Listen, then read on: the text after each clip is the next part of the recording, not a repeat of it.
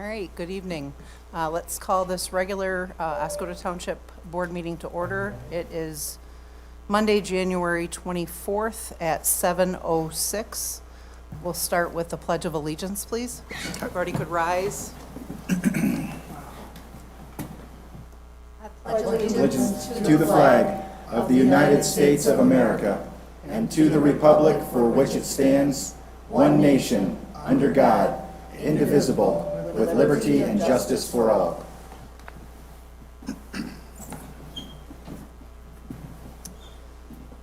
Okay, we'll start with roll call, please, Josh. Mr. Cummings? Here. Ms. McGuire? Here. Mr. Spencer? Present. Mr. Palmer? Here. Mr. Sutton here. Mr. Wusterbarth? Present.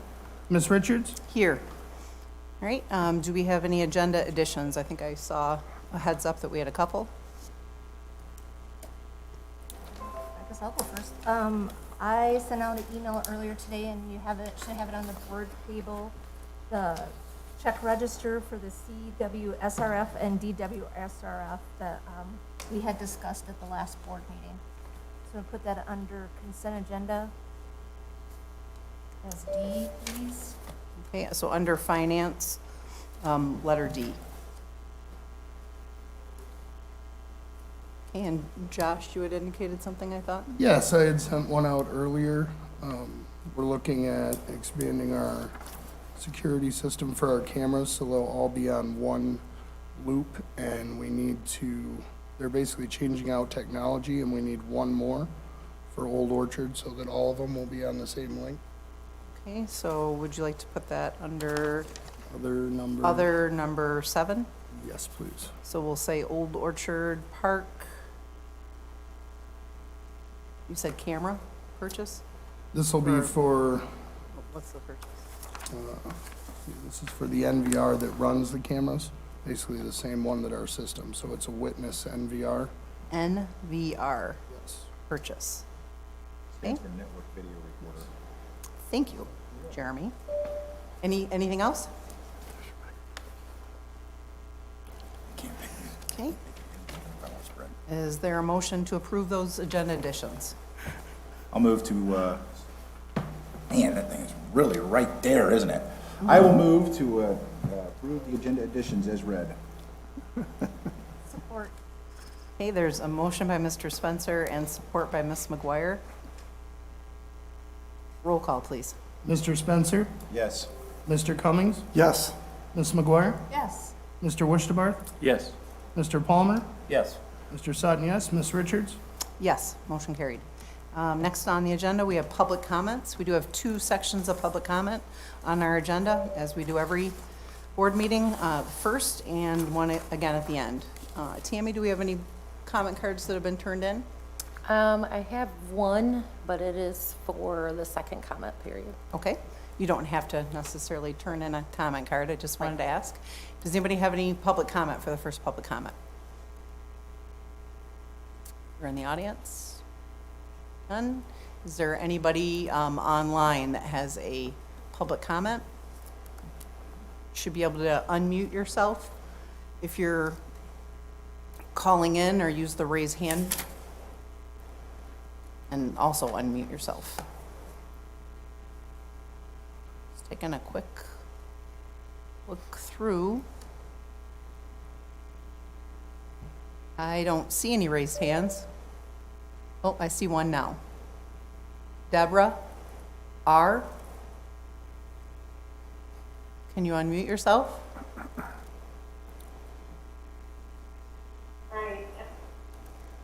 Okay, and just wait 1 second, actually. Jamie forgot she was I'm the in clock charge of the keeper. clock person. So. It'll just be 1 minute, Deborah.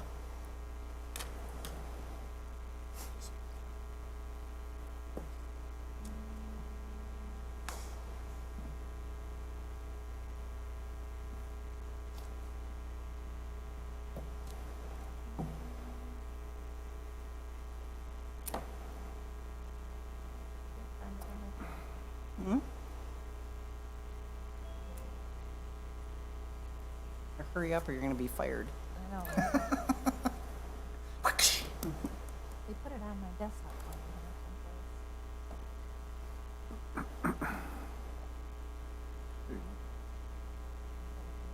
Oh, it's gotta go Yeah, there. there it is. All right, Sue, come help me. Yeah, Sue, where is she supposed to find it? She forgot. There's a shortcut on your desktop to the website. If you'd like us, we can start the clock, start and stop the clock for you. Okay. If Lot she can't find it, control, I well, got it, I she's think. got it. Should go. I got it. Thank you. All right, sorry about that delay. Yep. All right. Okay, you should be able to unmute yourself again, Deborah.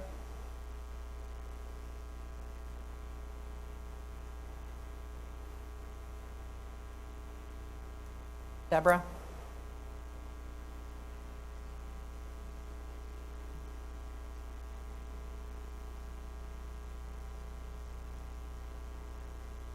Okay, all right, can you hear me now? Yep, we sure can. Can you please state your name Okay, and your address? Deborah Rouse, and I would prefer not to give out my address. Are you there? Yes. Okay, can you hear me? All right, Saturday night I had a little bit of a conversation with the EIC chairman online. I got a little interested in them that I thought were kind of important, and we discussed the special meeting that was held last Thursday, and the fact that the actual Township police were present at the meeting, and about meeting notification. Let's say we didn't agree on most things, such as the board and committee doing the bare minimum when it comes to advertising the meeting. But he thought that was fine because that's what the, over the meetings act requires. And I think it do more than what the open meetings act requires, which is, you guys should try to go out of your way to make sure that people are aware of the meeting. Anyway, I'm fine with disagreeing with people. I don't have a problem with debating an issue and talking to people. What I wasn't expecting was that the CIC chairman to go and take screenshots of what we talked about online on the Facebook page and post them on Oscoda or Prosper Oscoda page, which he's the moderator of or admin of. And he took them on there and wrote, finally shows that a local person in Oscoda admits that they don't actually live here. I can understand why to be involved in places you grew up, but the simple fact is that this woman is distorting the fact that the false narrative about people who actually reside in the community. I'd like to remind Mr. CIC Chairman that rule number 4 in his group says respect everyone's privacy, being part of this group requires multiple trust, authentic expression, discussions make group great, but may also be sensitive and private. When shared in the group, it should stay in the group. Okay, I have made it very clear that I don't live in Oscoda. I've never said that I live in Oscoda, but I am a taxpayer and I have every right to voice my opinions on issues concerning the township. And I also, and I find it despicable that another township official is chosen to attack a taxpayer on the Facebook page that he has blocked me from, so that I cannot respond. By the way, he did this to 2 other citizens on this page as well. And I would like to point out again that I am not a taxpayer. I was born in Oscoda, I was there in 2020. I left Oscoda to go with my husband while he served in the military. While I was trying to move back to Oscoda, in days close, I realized that possibly wasn't going to happen. Thankfully, we've been able to buy a home there, and we spend time there as often as we can. We host our family there as often as possible. So if Mr. EIC Chairman and the other board committee members want to continue down this road of attacking people who don't live in Oscoda, but are investing in the township by owning property or vacationing there, I would like to remind him that it reflects badly on the township. Every person that is a potential vacationer, resident, customer, or taxpayer. So I just, once again, like to say, if you're a taxpayer in the township, you have every right to talk about issues that go on in the township. And I find it very disgusting that some of these board members are going on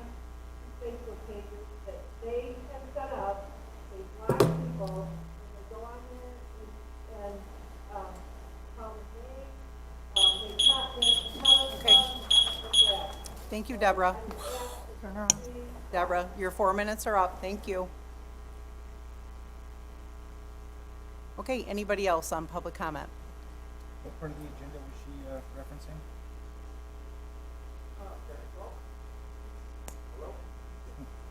Brian? Okay. Yep, if you could please state your name? Yeah, Brian, can you hear me, Mr. Richard? Yes. Oh, it's loud and clear, right? Because the last meeting, I couldn't get in on, and I had a hard time getting through, but finally, now I'm just calling to the phone, so I got 1 minute. I think it's under number 8, and you guys might postpone this talk, from what I understand. And it concerns the cemetery camp.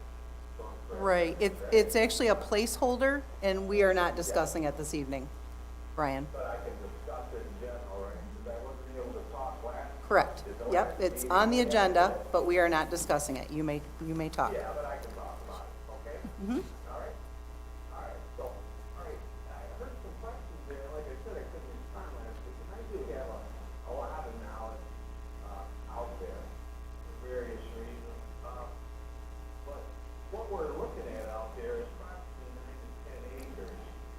This is my verbiage, not, Mr.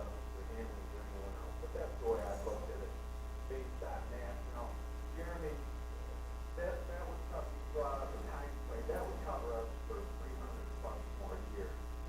Now, I have knowledge of, and helping out there with the veterans, I have knowledge of, some of our vets, believe it or not, these are tough guys.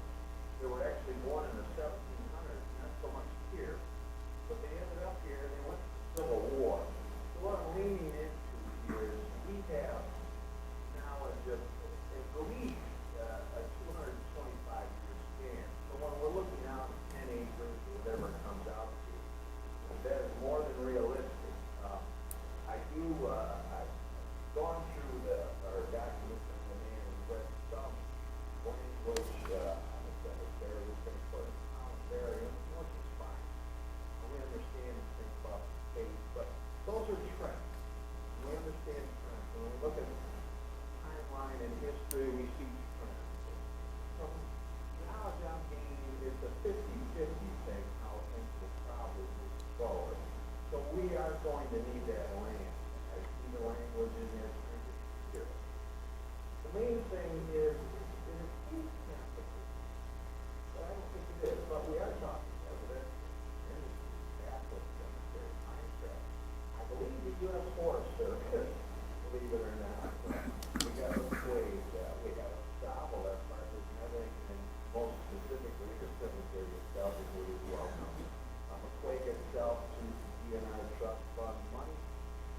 We could be looking into a land swap type of thing. Now, the Forest Service, if they are involved, I believe they are in there.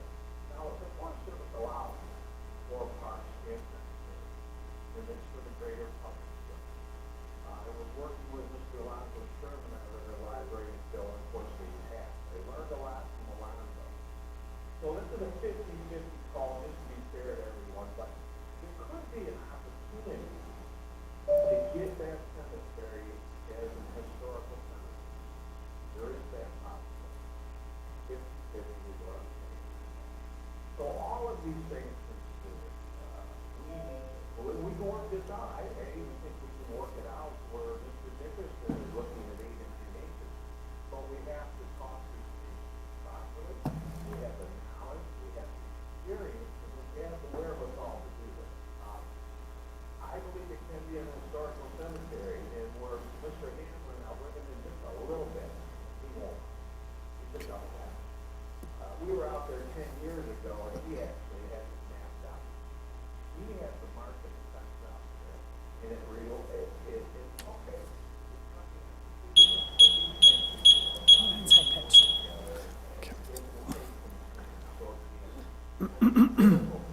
Okay.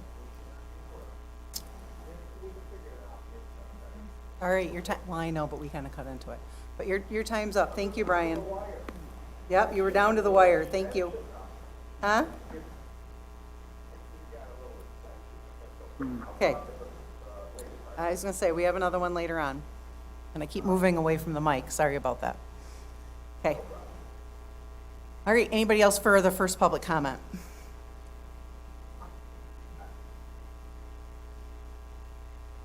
I do not see any more raised hands. Actually, whoever's controlling you need to do the, lower the hand after they've spoke. Thank you. Okay, so moving on then from public comment, I lost my agenda. To the consent agenda this evening. The first, we have the approval of the minutes. For meeting minutes, we have the January 10th, 2022 meeting minutes. Is there any comments on those?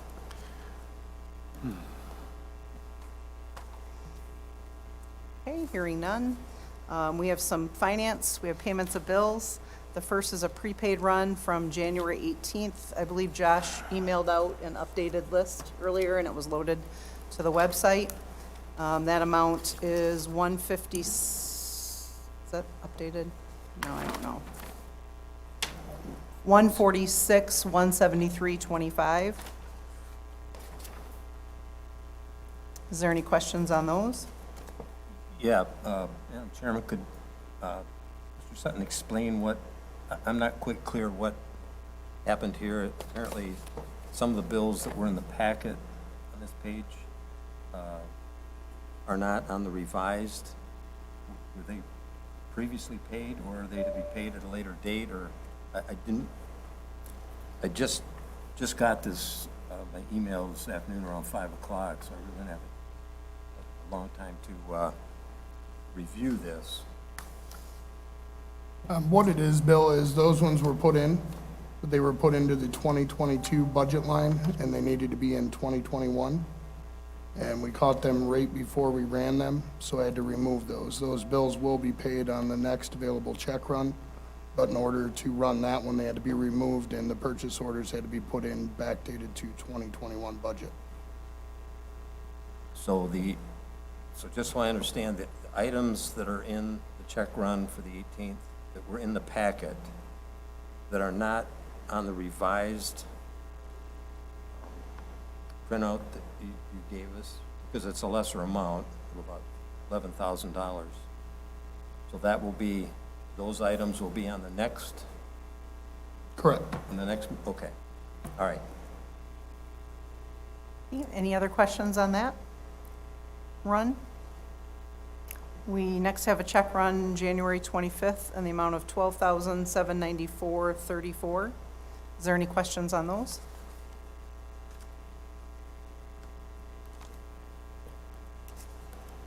Okay, hearing none. We also have the investment report for December 2021. Any comments or questions on that? And then we did do an agenda addition, adding the check register for the two different grant programs. Any questions or comments on those? I just wanted to thank Ms. McGuire for sending those out, so we can have those on our regular runs for payments. You're welcome. Working with BSNA to try to figure out how we can get everything all together. Okay. So with that, is there a motion to approve the consent agenda? So moved. Is there support? Support. There's a motion by Mr. Spencer, support by Mr. Cummings to approve the consent agenda. Roll call, please. Mr. Wusterbarth? Yes. Ms. McGuire? Yes. Mr. Cummings? Yes. Mr. Sutton, yes. Mr. Spencer? Yes. Mr. Palmer? Yes. Ms. Richards? Yes, motion carried. Moving on next to the subcommittee reports and project updates. We have two this evening. Actually, one is being removed. The EIC director is not available to do the update this evening. So we are going to be hearing from our engineer, Rick, who has graciously made the trip.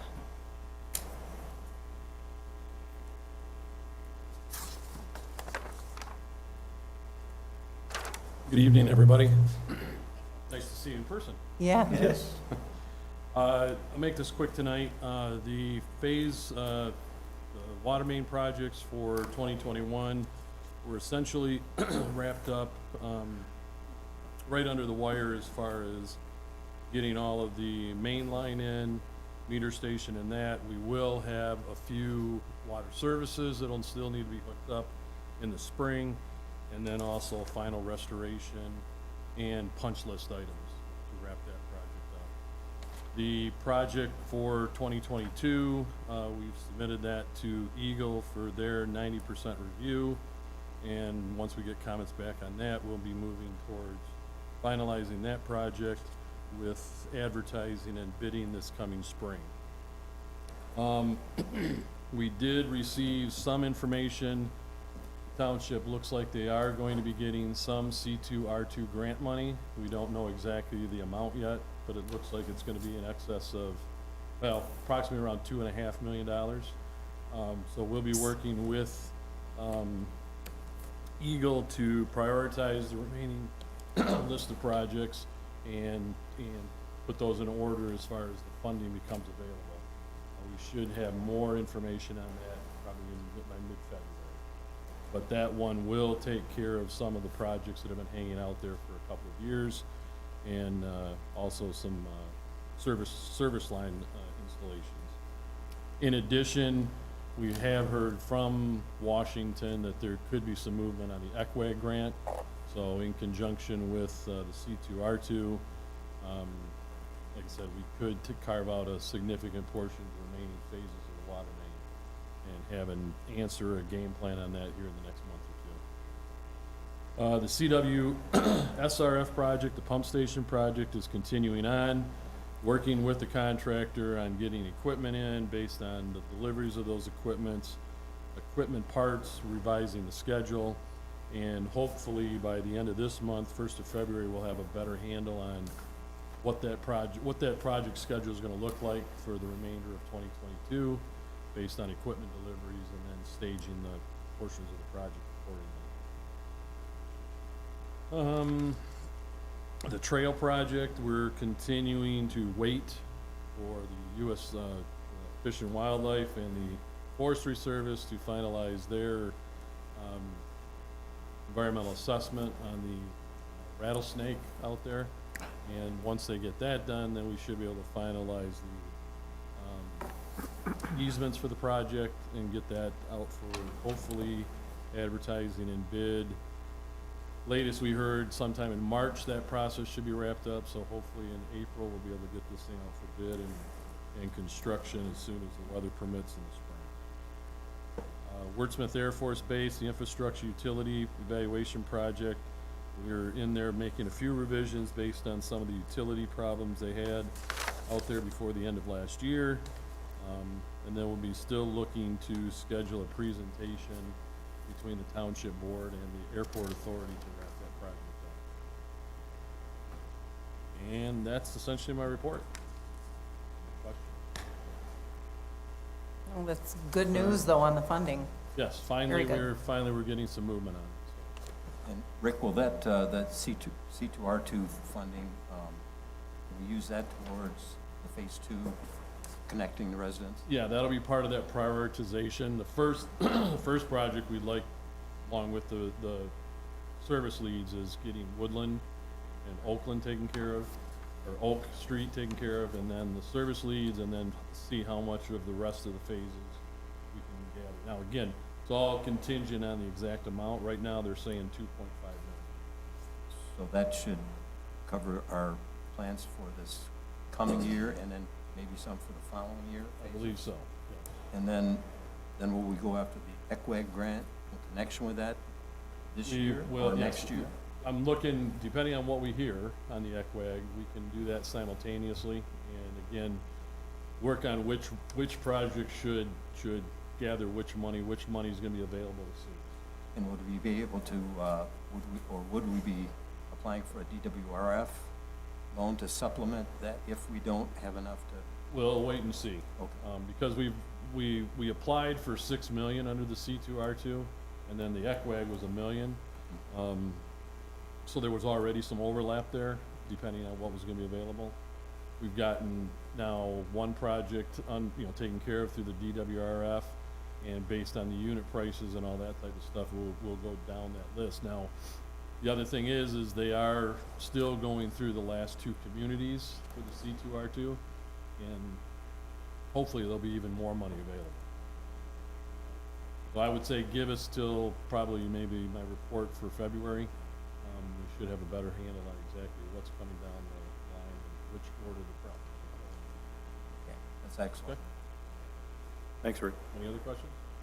Just when do you think you're gonna go out to bid for the It'll water? be almost on the same time frame as last year, so Okay. I think we advertised that project in April and took bids, or opened bids, the end of May with an award the 1st of June. Construction then would start up in July. Okay, great, thank you. Rick, I went to some classes last Thursday and Friday, and at our legislative update, they were talking about rewriting the SRF and DWRF, and there's some Senate bills that are coming out. Do you know anything about that, and how do you think that's going to affect our projects?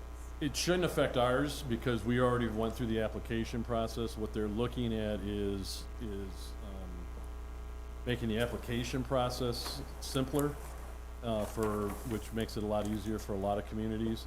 And then they're also looking at the terms of the loans and kind of all of that as far as, and then also more principal forgiveness based on the community's disadvantaged enterprise as far as, you know, the new census that has come out. So what might happen is if we end up with, where it might impact us is if we do end up with having to supplement some remaining projects with more DWRF money, that should maybe put us into a position where we might be able to capture some loan forgiveness on the water side, similar to what we did on the sewer side. But we'll wait to see what the legislatures come up with. Okay? Thank you. Thank you. Thank you. Okay, then moving on, next on the agenda is the superintendent's report. First on number 1, we have fire department checking account name change. Tammy? Okay. After information that was received from the treasurer this afternoon, this item is no longer needed as this is not a township account and is no longer necessary. So Ms. McGuire contacted the credit union, which the reasoning behind wanting the meeting minutes is because the credit union had assumed it was a township account, correct, Jamie? Yes. And it is not, so we don't have to provide anything. The account was opened in 1997, and there was not minutes that were used when they opened that account. And that's what you have to do when it's a formal township account, is you have to have the board approval to open the account in the first place. That was not done in 1997, and there's only 4 or 5 firemen that are on that account. So after speaking with a representative from the credit union, she noted that all they needed to do was have the chief write a letter and have another signature of the signers that are on the account, and they would be able to request the name change. And they also needed information from them to update their records because it's been open for so long and they didn't have any new information. So it is not a requirement for us to act on that, nor do I think we should actually, because it isn't a township account. I guess I'd like to make a motion that we remove it from the agenda as it required no action. Support. Okay, there's a motion by Mr. Westerbarth and support by Ms. McGuire to remove the item from the agenda because no action is needed. Roll call, please. Mr. Palmer? Yes. Mr. Wushtabarth? Yes. Ms. McGuire? Yes. Mr. Cummings? Yes. Mr. Sutton, yes. Mr. Spencer? Yes. Ms. Richards? Yes, motion carried. Okay, next on is the trademark attorney request. Tammy? Okay, at the last township board meeting, I had requested permission to hire a trademark attorney that deals directly with Michigan law. I received 2 responses. The first response is from Christopher G. Darrow with Darrow Mustafa PC. His hourly rate is $350 per hour. The second response is from W. Reed Morris from Trademark Lab, PLLC. His rates consist of a flat rate fee of $300 per instance or related hourly billable work, which would be detailed under a separate retainer agreement at an hourly rate of $250. I would ask that the board consider both costs and allow me to hire a trademark attorney. What's the difference between PC and PLLC? They're legal organization. Yeah, I It's just figured, like- does one of those have a higher credential for trademark law or anything? I don't think so. It's just the form of the company that they're called, like an LLC versus incorporated. It's a personal liability corporation. Oh, so it's not like an MD at the end of the doctor's name, No. it's just, oh, correct. I will tell you that the $300 flat fee is per instance. So in one particular case, it would be one person being addressed. The $300 covers the mailing, the follow-up phone call,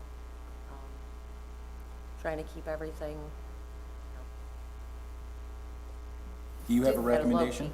I do. You want the second one? I do. Trademark was- Lab? That was our current trademark attorney's recommendation. That was my next question, is did you ask our current attorney what his thought was? Mr. Morris is his recommendation. Okay. All right. All right, is there any further discussion or a motion? Suppose I would move to retain Mr. Morris from Trademark Labs. I support that. Dang, that was quick, you guys. There is a That's quick. motion by Mr. Spencer and support by Mr. Cummings Yep. to retain the services of W. Reed Morris when needed. Roll call, please. Mr. Spencer, Yes.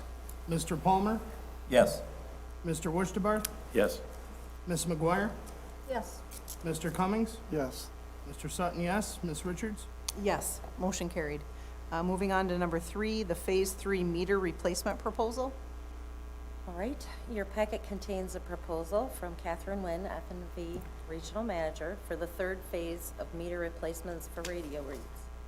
Originally, it had been budgeted in the capital improvement plan for the amount of $405,000. This new proposal, with the current pricing of $443,359.73, will be increasing the project cost by $38,359.73 without the cost of 42 large meters. These can be replaced in the 2023 capital improvement plan. Total cost with the large meters included is $490,488.70, increasing the project total by an additional $90,488.70. I would ask that the board consider the proposal from F&V to complete the third phase of meter replacements in the amount of $443,359.73 without the 42 large meters, which can be moved to 2023 capital improvement projects. I note that we have friendly staff here from F&V. Does anybody have any questions for Catherine? I guess I was wondering, did costs just go up? Is that why it's so far above what was budgeted? Come on down. Yeah, you're the next contestant, and we need the music. Oh, yeah. Da, da, da, Yeah, da. sorry. Yes, the costs have increased. Obviously, the township goes into the budgeting, process fairly early in the year in order to get costs set. And so this was a current proposal that was received after January 1, so this reflects increased costs, I think in part because of labor, because this proposal does include not just the purchase of the meters and the equipment, but also the installation and scheduling, so that, based on other construction costs and other material costs right now, that it's not unexpected that there would be some increase in costs from when we received the budget proposal last year. I'd also like to bring to the attention of the board that the proposal itself is from Ferguson Waterworks. It is not from F&V. They would be the ones that would be approved to perform the work and would be under an agreement with the township.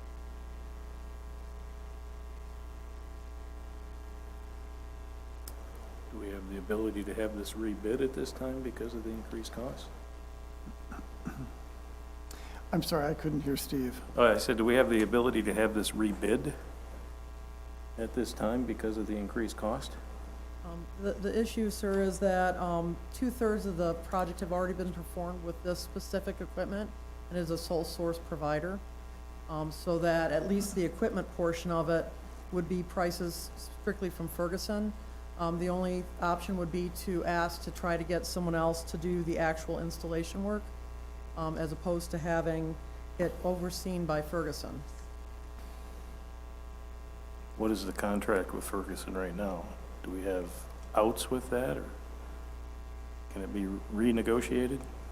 I mean, I can call and contact them to ask them, because, you know, they would be, I'm sure, happy to sell you all of the equipment just as is, but then the township would have to solicit and obtain bids for a third party to do the installation, other than UMS through Ferguson Waterworks.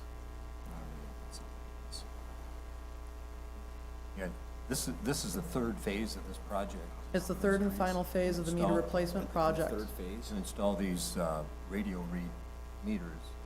And the bottom line on this originally was this will eventually save money for the township in the cost of reading the meters, which we did in the Absolutely, past.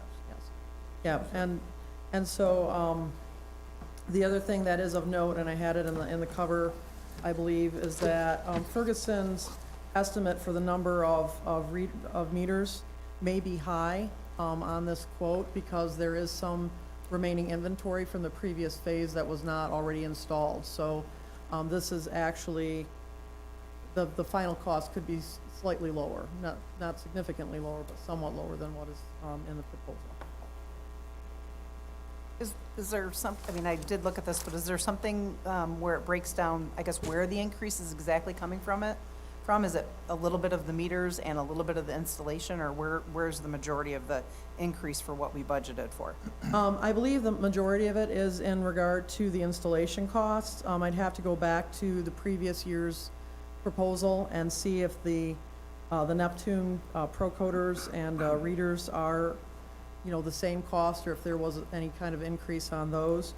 But I did not do that. I can go back to that if you guys would like me to. Yeah, I guess shame on us in a way for not having something in writing.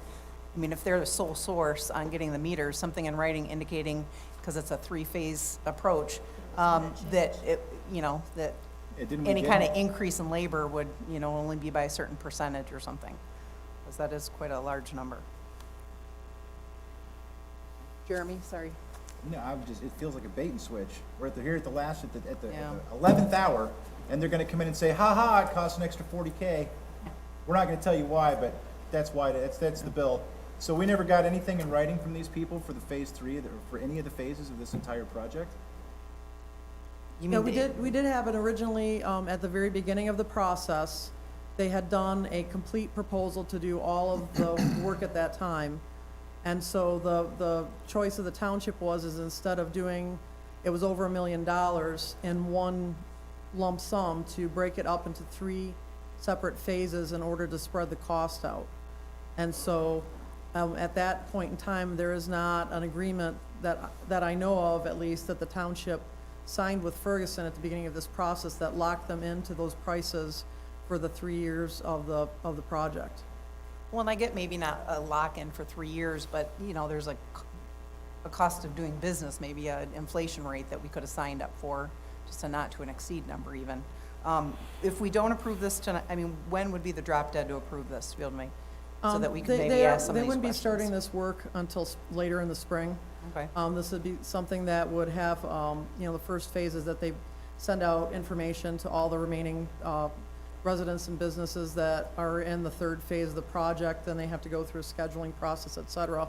And normally they would, you know, do the equipment purchase and have it shipped out, so it was all waiting for the installation. So I can get back in touch with Ferguson, and I can go back to the previous year's phase to see if I can identify where there's a significant cost increase, if it's mostly in the labor or if it is in the readers themselves, and bring that back to you at the next board meeting if you would like.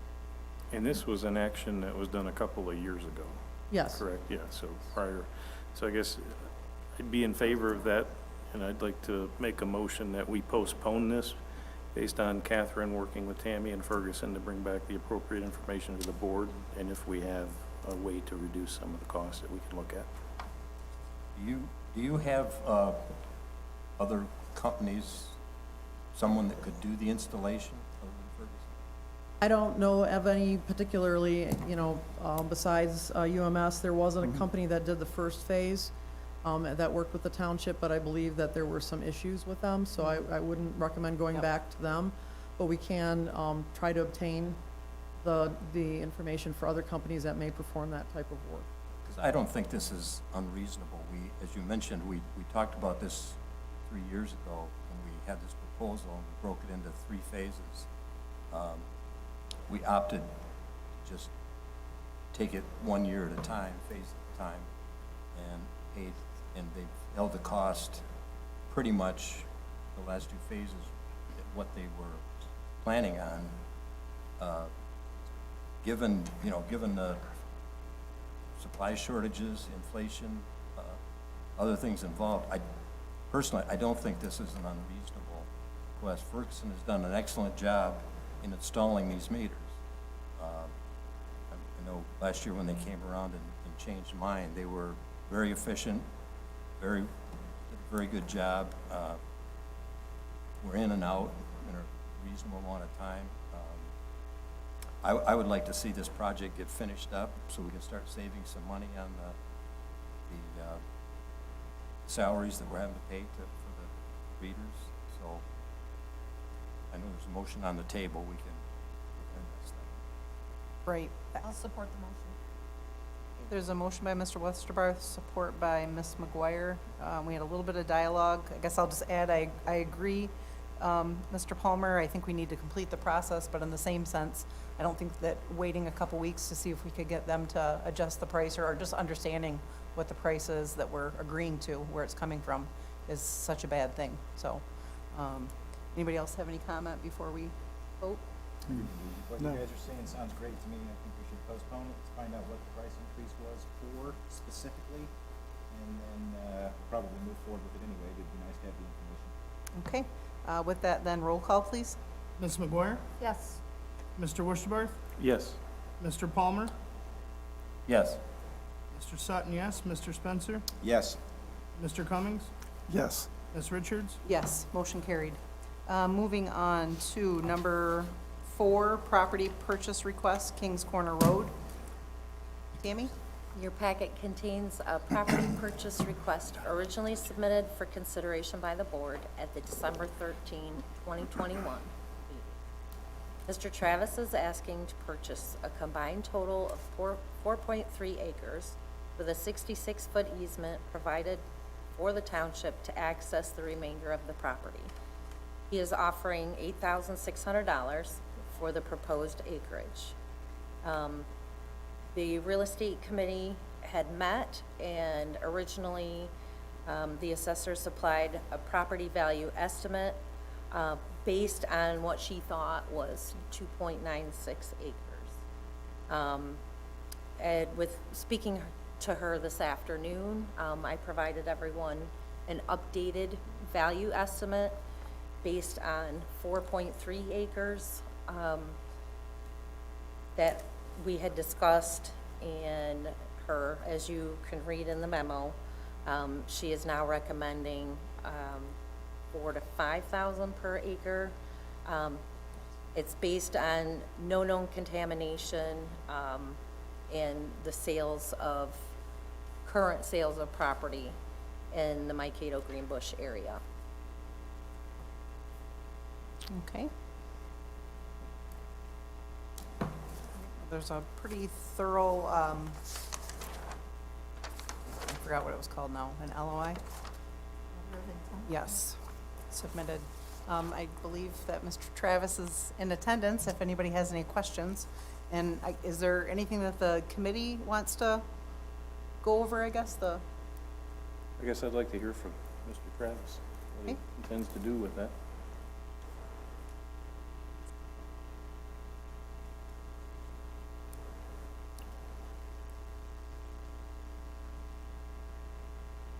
Thanks for having me. My name's Herb Travis. I own Travis Sanitation. Looking at purchasing a small piece of property adjacent to our property we already own for expansion of our facility, so a little more room. Over the last 26 years, we've kind of grown a little bit, and we've outgrown where we're at. We just need room to put our waste containers and such like that, and make it a little more safer around the yard, people coming in and going. So that's what we're looking for, just increase parking for our equipment and such. And Herb, I have a question. Out of the 4.3 acres in question, how much of that is going to be taken up by the easement that we're asking for from the township? I don't know what the acreage is, but it's 66 feet on the west side. So our easement coming in is gonna be a lot less than 66 feet. That's just slightly over an acre. Right. That would I don't know where we got the longer length of it now. I didn't know exactly what the amount of the easement was gonna be left, so out of that, we'd end up with like 3.9 of usable property. Is the 66 feet roadway, is that already a road? No, it isn't. It's on the west side of the property, but it's gonna be real close to where the driveway is already. Okay, So if, in turn, the township wants to use where we're already working now, I don't have a problem with that, or we can put in another driveway. okay, so I guess that was my question. And the 66 feet that is needed on the sketch, it looks like it's roughly 700 and, I mean, I'm just looking at the sketch here, like 777.12 feet Right. deep. I mean, are there trees? Would that need to be yeah. cleared? You know, so there's obviously things right now that would Right. impede us. If we sold that property, the 66 feet would have to be cleared in order to be able to access the property behind, if we wanted to. If you use that portion of it, the right-of-way, yes. Right, okay, I mean, it's not an issue. I mean, I have that gone in the afternoon. okay. Anybody else have any questions for? Not for Herb, maybe for Tammy. Has the attorney taken a look at this purchase agreement? No, she has not. Oh, we don't have to do that yet. No, it's a letter of intent, so in order to get a final PA, we would have our attorney review. Okay. So does this address any of the PFAS issues out there also? Would that also be something that the attorney would do? Yes. Yes. Okay. No, it says 32. Thanks, Herb. Thank you. I'm just looking at this letter of intent to purchase property that's in the packet. My client, Herb Travis, et cetera, wants to purchase a property consisting of approximately 32.880 acres of township property. You know what, I mean, is that, It's purchased It's- part of the 32 Yeah, acres he that meant we just own. part. okay. So it's not, he's not purchasing 32. No. No. The purchase That's of just- Part of it. 4.3 Right. brings it to 32. Yeah. Right, No. and identifying that he would actually do the survey to define that.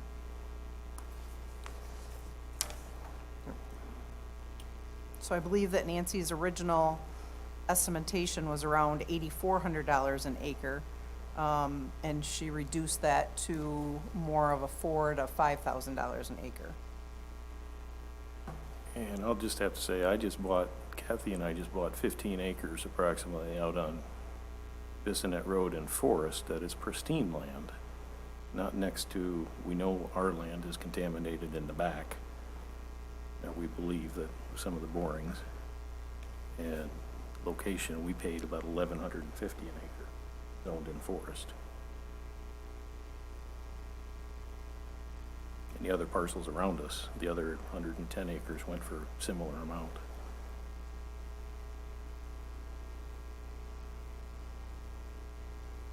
I think the one thing we need to keep in mind is he's asking to purchase 4 acres, but in determining a price, there's really only 3 acres that he would ever be able to use, because he's donating back 1 acre, or a little over an acre, almost 1.2 acres actually,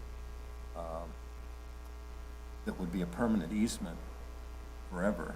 So I don't think that part of the property should really be considered in the purchase price, because he will never be able to use that. That's for primarily the township's benefit.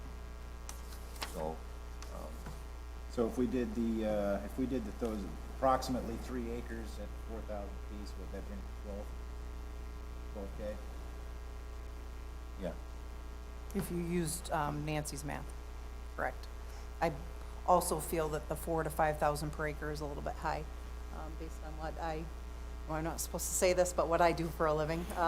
So I do feel that, that is a little bit high. So right around, good hunting land and so on, is around $2,000, $2,000 an acre. So I do think that what is being offered to us is more than fair, especially because he's, part of it's road, so.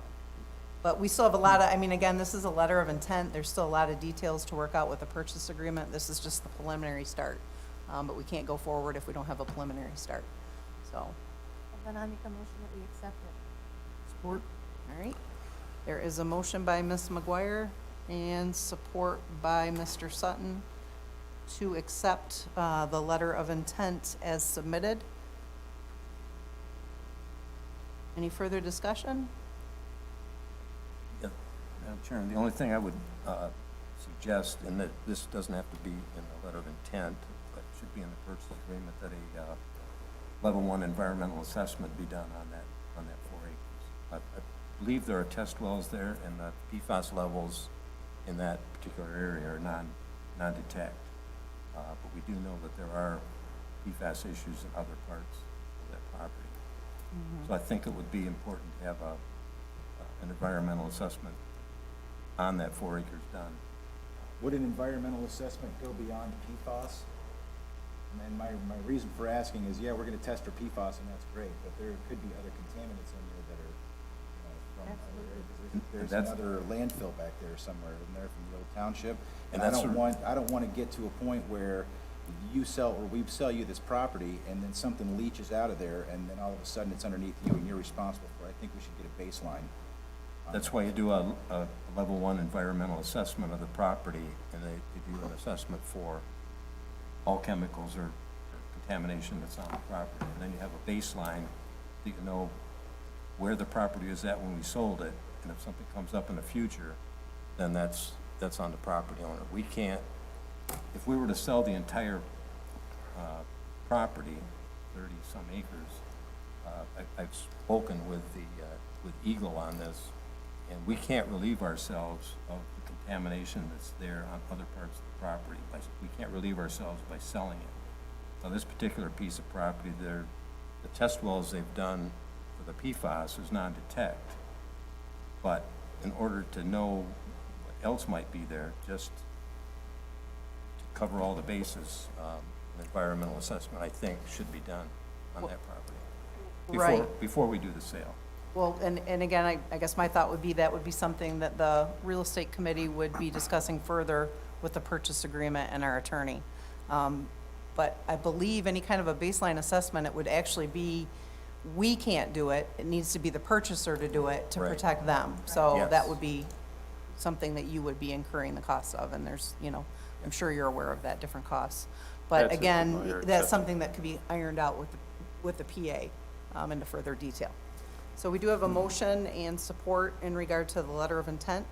Roll call, please. Mr. Palmer? Yes. Mr. Sutton, yes. Mr. Wurschterbarth? Yes. Ms. McGuire? Yes. Mr. Spencer? Yes. Mr. Cummings? Yes. Ms. Richards? Yes, motion carried. Thank you for coming in. Thanks for supporting us Yep. with your business, Herb. Yep. Definitely something that's necessary up there. All right, moving on to number 5. We have the Isabel Hardware property donation. And speaking with Ms. Klein earlier today, she thought it would be best if we postpone this request until we have additional information. Yes. Okay, So moved. all right. So there's a motion by Mr. Spencer. Is there support? Support. Worcester Barth. Okay, there's support by Mr. Wusterbarth to postpone. Discussion, roll call, please. Mr. Cummings? Yes. Mr. Palmer? Yes. Mr. Sutton, yes. Mr. Wusterbarth? Yes. Ms. McGuire? Yes. Mr. Spencer? Yes. Ms. Richards? Yes, motion carried. Number 6, pump station pay application, number 2.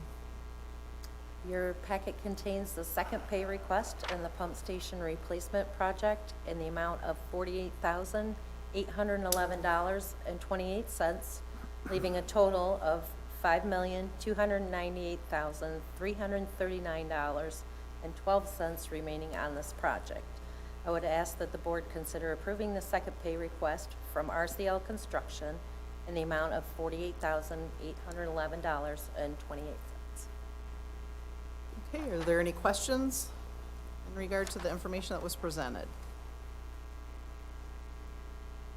All right, hearing none, is there a motion?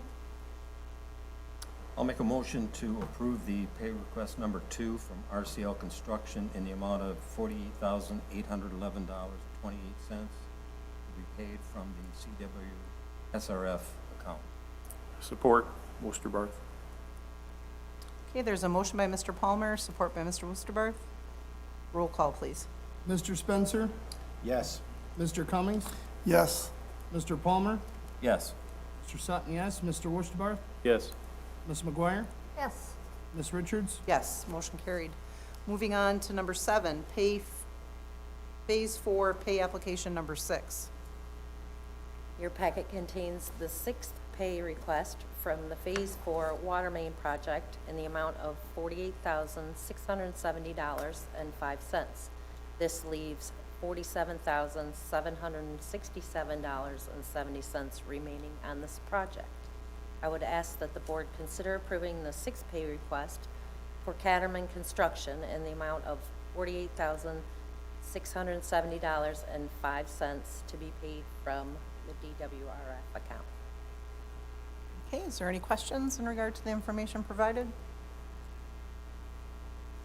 Hearing none, is there a motion to approve? I would move, go ahead. I will move to approve the sixth pay request for Cotterman Trucking for the amount of $48,670.05 to be paid from the DWRF fund. Support. Okay, there's a motion by Mr. Spencer, support by Mr. Palmer. Roll call, please. Mr. Cummings? Yes. Ms. McGuire? Yes. Mr. Spencer? Yes. Mr. Palmer? Yes. Mr. Sutton, yes. Mr. Wusterbarth? Yes. Ms. Richards? Yes, motion carried. Number 8 is the Oscoda Township property, the cemetery, next to the cemetery, correct? And we don't have any information to discuss? No, I added this to the agenda to make sure that everybody knew it has not been forgotten. I need further postponement for more information. Okay, So moved. support.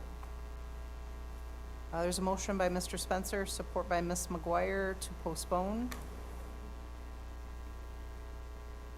Roll call, please. Mr. Spencer? Yes. Mr. Cummings? Yes.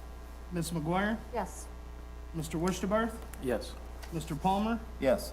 Mr. Sutton, yes. Ms. Richards? Yes, motion carried. Moving on to resolution number 2022-02.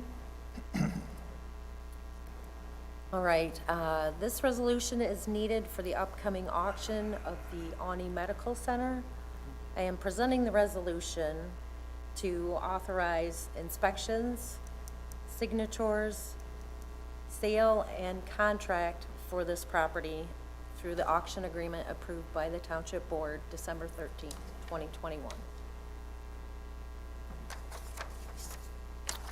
Okay, Could I just point out one correction needs to be made to this resolution? That would be at the very beginning,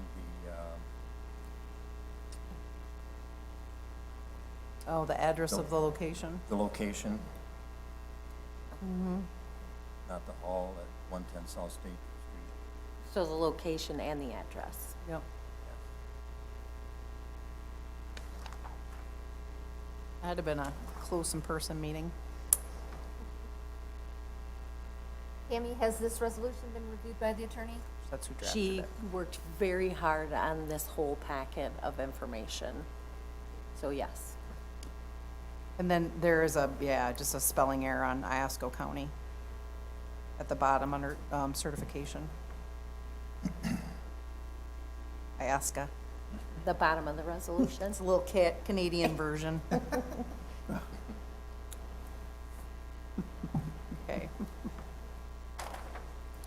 So then this, I guess just for, to reiterate then, we would then go out to, we would start the process, correct? Yes, they The want to. auction, and we're assuming we're gonna have something back that we would be acting on by February 28th? So that what I'm reading? they are planning the auction on February 23rd. Okay. So it would be by the next meeting, Okay. yes. All right, any further discussion, or is there a motion to approve the resolution with those couple spelling things we noted?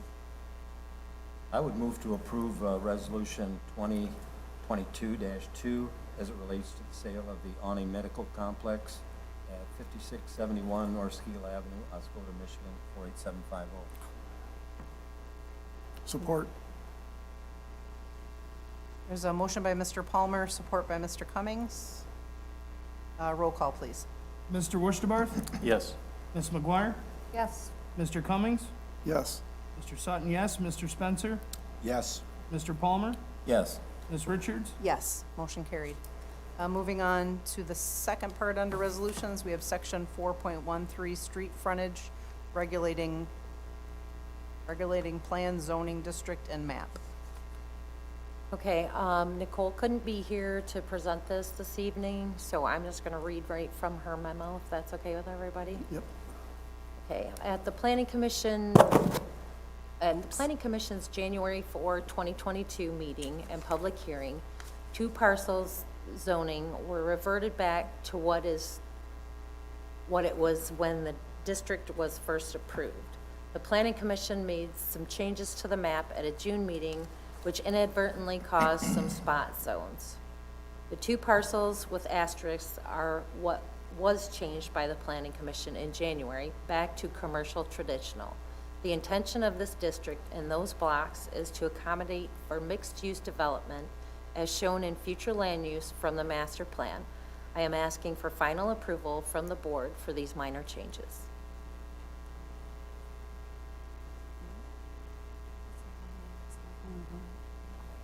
The AT&T.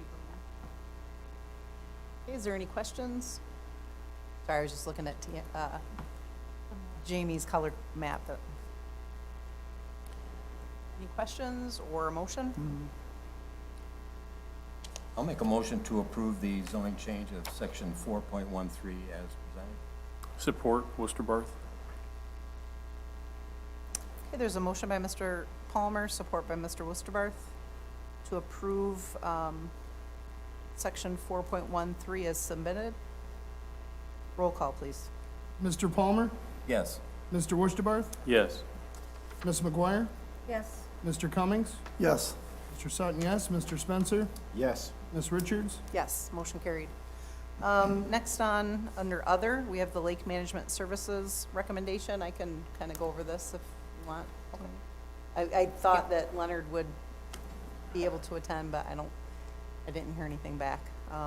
But as the board's aware, we did go out to bid in November for the lake manager for Vanetton Lake. We had 3 proposals received by the deadline. Those proposals were reviewed by the Weed Committee, and they are recommending that we move forward with Lake Pro, who actually has been the contractor for, I know for sure, the previous 4 years, and it might have been before that as well. So the amount is $82.40 per year, so over the 5 years, that would be $42.2. I believe their previous commitment was $8,000 a year, so it did not go up dramatically much, so. They are, Ms. Richards, there's a correction in your statement. It's the lump sum is 41,200, not 42, isn't it not? That's what I was just asking, because I think that they're gonna give us a discount if we, $1,000 discount if we pay the whole thing up front. Oh, I see. Are we Oh, planning to maybe do that's, that? well, I don't know, it says two different amounts there. Yeah. No, I think it's a misprint of 42, because in the Yeah, 'cause it's writing, written next to out. that, it says 41,000. Yeah, I'm Okay, confused. well, I just looked at the big number. For sure. How do you like that? So it's 41,200. 2 out of 3. I was trying to get a little more money, because we lost money when we sold the property to Herb. And this is all in a special assessment Yes. district too, so. So this is basically, all they, we the, collect from the property owners. correct, we collected, it used to be that they had $50,000 that was collected ahead of time and then expended. Now, the township actually upfronts the cost, and then whatever's spent is then goes on the tax rolls. It can never exceed 70,000 per year, and that does include the lake manager. So for instance, you know, I mean, if it's 8240 in lake manager, then the rest of that could be used for weed control per year. Okay. Thank you. So do we know why there's a $30,000 difference between the other two proposals and the one that's returning? I mean, that's a significant, Well, basically, the other two proposals would like to be able to do the managing and herbicide control, but you can only do one or the other. and they bid it to do both? Yeah, well, they wanted to make it worth their while, I guess, because they knew they couldn't do the other. Because if you look at the one proposal, they did indicate that they could reduce the price of the lake manager if we were able to use them as an herbicide applicator as well. And why can't we have them do both? Because it feels like it could be a conflict. You're assessing the lake, and then you're determining what chemicals to use, and, oh, by the way, I'm the one who's gonna provide those chemicals, so could be a little bit of a conflict. We've always kept it separate in the past. So I know, Tammy, you sent the previous contract that was drafted by Mr. Eppert to our interim attorney. Have we gotten anything back? Yes. I did get something late today from her. Okay. So we do have an updated. I can send that out to everybody. So, I mean, I guess it's up to the board. We could make an approval to award the contract to Lake Pro and, you know, pending or subsequent to a contract that is been drafted by our attorney. Yep. Unless you guys want it to come back to be reviewed by us.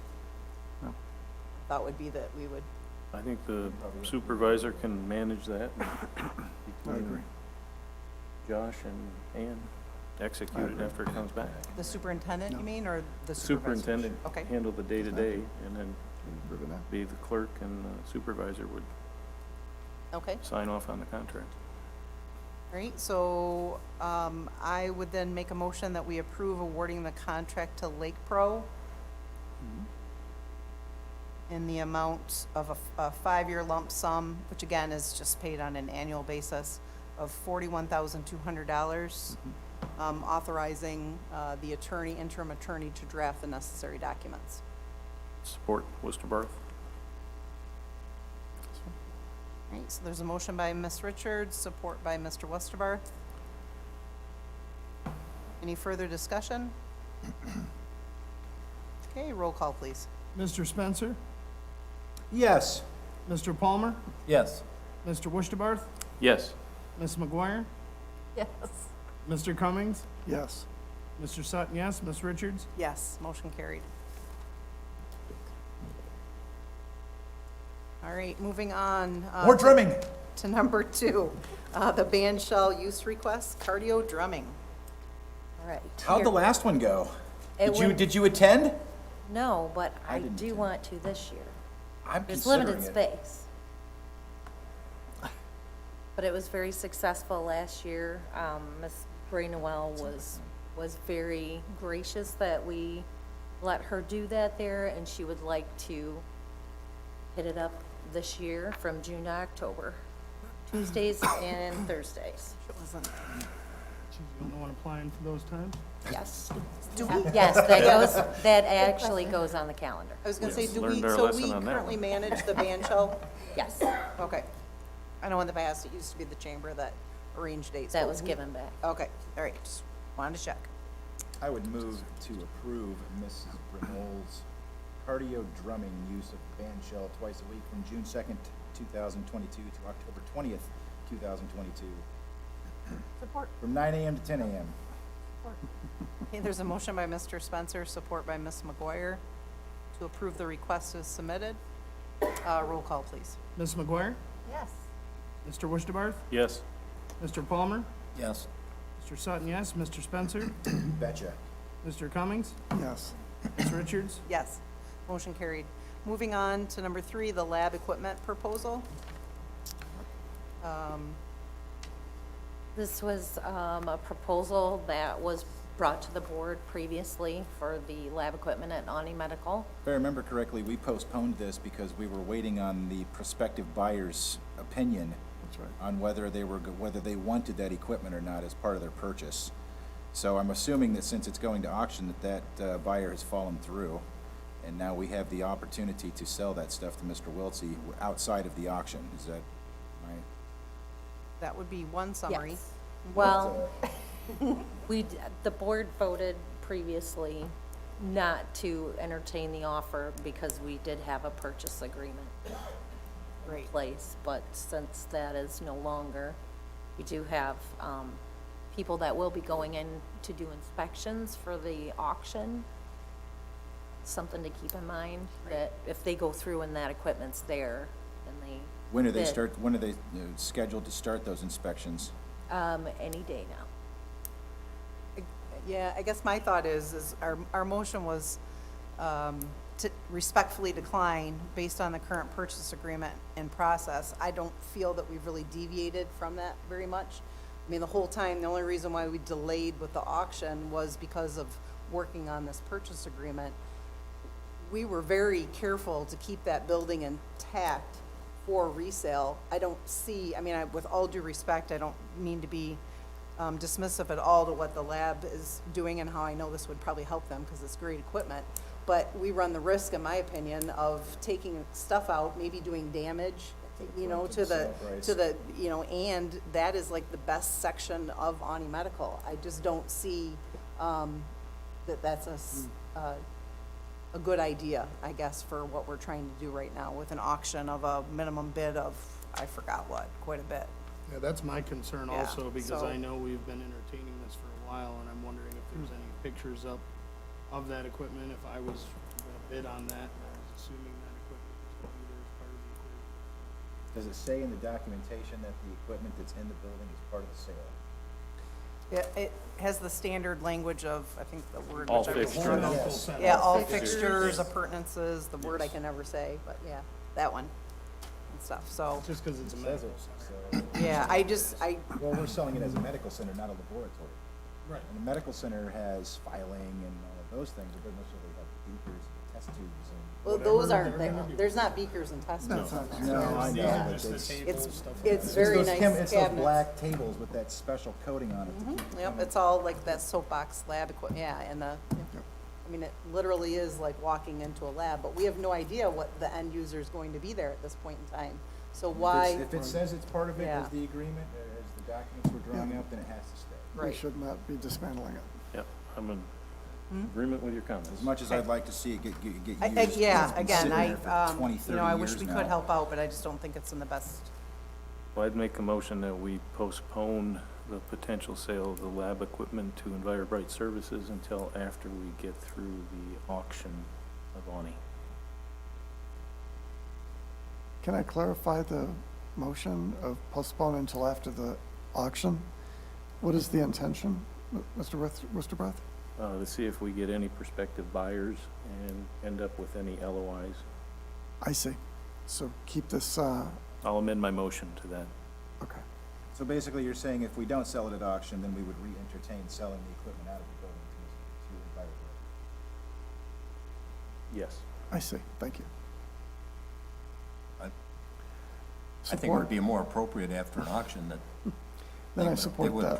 they would approach the new buyers, purchase the equipment. If we someone actually, buys yeah, it. If we They get a don't need it. deal, If we get it. if we get a Yes. deal. I think That's that right. Steve means if we don't sell it. Correct. Was there support? I supported it. Cummings.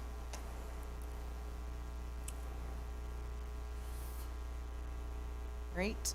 Any further discussion? I guess I'll just indicate I still, whether we don't sell at auction or not, am not in favor of disrupting that space.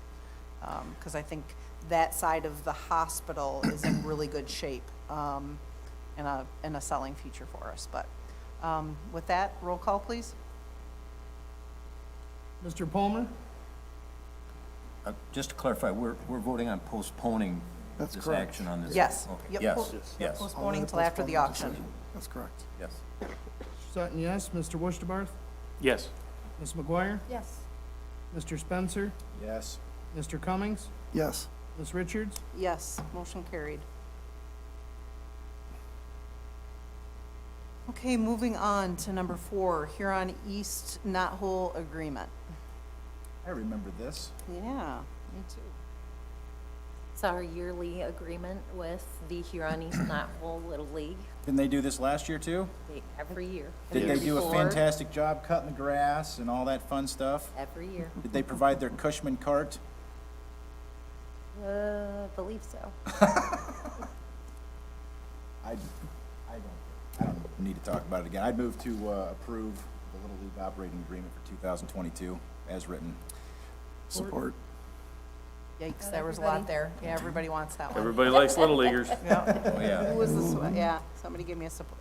The motion was by Spencer. I heard 3 things, so, I heard a tie between Huh? Cummings and Sutton. We'll give it to Cummings. okay. There's a motion by Mr. Spencer, support by Mr. Cummings to approve the agreement as submitted. Roll call, please. Mr. Cummings? Yes. Out here on the fringe. Mr. Palmer? Yes, Mr. Sutton, yes. Mr. Wishtabarth? Yes.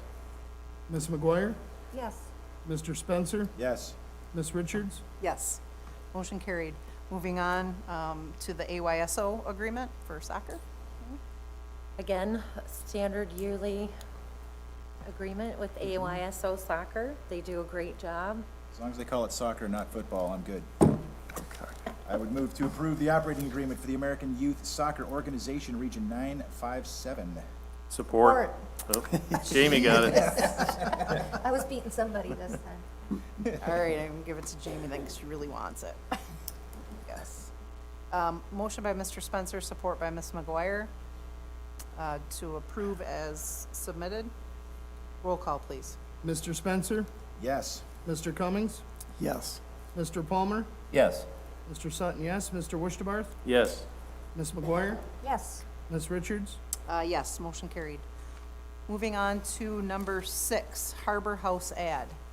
Oh, the ad. Oh, yes. Yes, our yearly ad, We still get the, is it like, what is this? Is it the back page, full page? back full page for $2,495. How much was it last year?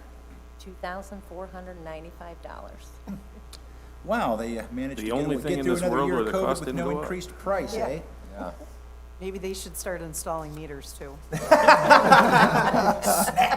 That's funny. I would move to approve the, our advertisement in the Oscoda Isabel profile and membership directory. Full page, last page. Do we want to For make, the, $2,402? $95. $2,495. $2,495, not to exceed. Support. okay, there's a motion by Mr. Spencer and support by Mr. Cummings. Yep. Any further discussion? I guess Just- my question would be, are we going to review the ad first or see if we need to make changes or? Yep, they usually, once we put once we agree for all this, Uh-huh. then, I think her name is Diane. She puts the ad up and sends it for review Who's before going- they'll even print Who's it. gonna review that? Does that need to come before the board, or is that something we No. can throw at your feet? I can just look through it, or I can have, I can look through it, Jamie can look through it. Whoever's in the office can look through it. It's usually the process. Okay, I trust the full-time employees and elected officials to take care of it. all right, so there's a motion by Mr. Spencer, support by Mr. Cummings. I was Roll- just curious, has the chamber or anybody ever done any kind of a study to see what kind of, response the township gets from this ad? I know we've run this for years. They say they get, it right on their cover page, it's 12,000 digital views per year. That's probably about close to reporting as they're gonna get.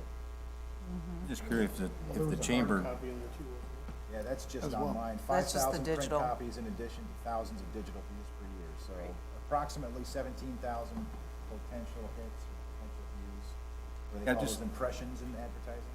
I'm just wondering if the Chamber of Commerce and people that come into the office there, ever take a poll of new people that come into the area vacationing, where they heard about Oscoda or anything like that. We're just curious if anything like that's been done. Like I said, we've run this ad for years, and just curious if it's, what it's producing. I can send an email to Ms. House for you if you like tomorrow. Yeah, she would Okay. ask Maybe her she about could that. come in and talk about the advertisement at the next board meeting and tell us how awesome it's gonna be. She was unable to be here tonight. Yeah, I figured. I figured she's still new, isn't she? She's like the new director out there. She's been there for like 5-6 months. Close to a year. I think it's kind of, yeah. Been over a year now. Time flies when you're. Time's Yeah. flying. Yes, it does. Okay, I forgot, did we do, yeah, okay, so I think we're ready for roll call now. Mr. Cummings? Yes. Ms. McGuire? Yes. Mr. Spencer? Yes. Mr. Palmer? Yes. Mr. Sutton, yes. Mr. Wurstabarth? Yes. Ms. Richards? Yes, motion carried. Moving on to our agenda addition, number 7, Old Orchard Park. I think it was, I can't even read my own writing, but I believe it was NVR purchase. Yes. Okay?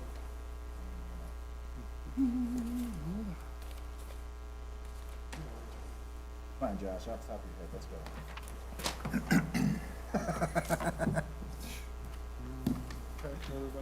All right. So we're looking, let's see. We should have received the quote on the product, so we're going to the 64 channel 7X series NVR. So with the Witness, which is what we currently have for our DPW and all of our other facilities. This is the last one to put on there. And we're asking for $2,599.99 to purchase this. The issue we're having is our supplier that we got everything else from for our network is phasing to a new system. So if we don't purchase this one before it's sold out, we would be looking, if we wanted to put our whole system together, at updating the whole system. Has this item been budgeted for? No. Is it gonna put us over budget in a certain line item, or? I don't believe so. No. Just looking at the price of it, no, it shouldn't. Where's the camera, is it more than one camera, and where are they gonna be located? This is just for Do the we not- core, this is for the network video recorder. It's the Oh, box okay. with the hard drives in it that stores The the smart video. part. Oh, it's the Smart part. Okay. Yes, because we went out there and Al is running 3 or 4 different systems, kind of strung together at each location. This would allow us to bring him in to the same system we're using for all of our other offices throughout the township. Oh, okay. So if there's ever an issue, immediate response out there, everything would be on the same server that we have now at the main office. Oh, Township. thank you. What happens if we say no? I'm thinking Greg's gonna get mad. Well, you would look at the potential of, Just kidding. we wouldn't be able to integrate that system out at Old Orchard Park into our current one unless we then updated if these were sold out. And there is a limited number, less than 10. You said that it's not gonna throw us over the budget? No, it will not. I move to approve the expenditure of, $99.99. $2,599.99 for the purchase of an MVR for Old Orchard Park, right? And what Yes. fund is that coming out of? I would have to look. This is last minute for me. Me too. I'll support that. Thank you. Fun to be determined. Fund to be determined. Not fun, but fund. Okay, so motion by Mr. Spencer, support by Mr. Palmer Yes. to approve the purchase. Roll call, please. Mr. Spencer, Yes? Mr. Cummings, Yes. Ms. McGuire, Yes. Mr. Wurstabarth, Yes. Mr. Palmer, Yes. Mr. Sutton, yes, Ms. Richards. Yes, motion carried. All right, we have finished our agenda. Moving on to the second public comment. Hang on, we can't do anything. Okay, yeah, we'll give Jamie a minute here to find her clock. I'll talk really slow. I do believe we had one comment card that was for the second public comment. Yes, it's Kathy Worcester. Okay. So we'll start with the audience, not any preferential treatment, but we'll start with the audience first. So she filled out a comment card. We'll start with Kathy, and then we'll go to the rest of the audience and ask, okay? And just again, if you could, we do know your name, but if you could state it Hi, again. Kathy Woosterbarth. Okay. I'd like to thank Bill Palmer for following up on a concern that I had about the Parks and Rec plan. I insisted that we install a shower into the Ratliff Park because there's a foot wash station, right? But on that foot wash station is a shower, indeed. So it's there already. You can check it off the box on the action item. Is it really? It is. And Mr. Palmer followed up with me, so I really appreciate it. Not too often you get one over on her. None of us knew that. Oh, you got like 3 minutes and 30 seconds left, though, Kathy. Get out there. I don't remember. Okay. Marking that on my I would write that one down too. All right, okay. Moving on, anybody else? I'm gonna go by sections, just to be easier. Anybody in this section? No? Okay, middle section, raise your hand. You guys arm wrestle it out. Who would like to come first? And then come up to the podium, and if you could, state your name and where you reside. Hi, my name is Rick Koenig. I reside in Lakewood Shores, Oscoda, Michigan. I think you have 4 minutes, Rick, thanks. Okay. I wasn't going to come up and make a statement tonight. I was just here for the meeting, but just want to clarify some things on the Facebook pages and all that stuff. I agree with what Mr. Spencer said previously. You can't control Facebook, and as long as, I believe the statement was made, as long as they're not speaking as a board member, or as long as they are not physically or threatening anybody. We have provided that the physical threat was made regarding the hammerhead comment. Don't name specifics, but okay. No, that was me. Oh. He's pausing for me for a second. Okay. I have to tell you, I looked up hammerhead, and there is no reference to hammerhead being anything other than a shark or a lower than average intelligence individual. There is no rap song, no reference on the internet to a hammerhead being any type of weapon or firearm. So when we had the special meeting in December, and that woman came up that said that I was the one that thought that was a gun and I was mistaken, that was a fact. She's correct, and a hammerhead is not a weapon reference. So he had a fish on the side of his head, on the side of his... No, it was talking about the guy that he was playing pool with. I guess it was his nickname or something to that effect. But it doesn't matter what it was, as long as it wasn't a gun, and it was not. So just Okay. wanted to state that for you. Sorry to interrupt your time. Well, and we will not take that time away from you, Rick, okay? Thank you. Okay. My point of that being is that it was referred to that the other side, which was referred to as Dirk's group. I like to state, I'm not a part of any group. I have my own opinions. Other people have the same opinions, but I don't judge the township board as a group. I judge you guys on how you vote, on how you speak on certain issues that I have concerns with. But the comment was also made that the other side, speaking about them, has received physical threats too. Since then, I have not seen any production of anything that any physical threats had been made towards anybody. And that was a statement that was made by you, that they had physical threats remained on them. We produced what we thought was the comment that was made regarding the person that it was involved with. Right. But it hasn't been proved, the other side, where it was stated by you that the other side has been physically threatened as well. I'd like to know where that came from. In closing, the last thing I like to say is, in regards to these questions that we ask, and I say it repeatedly, everybody says it repeatedly, that we don't get a response from the board. And the people that you have that came in tonight that are here to answer questions for you guys, you had a few people up here.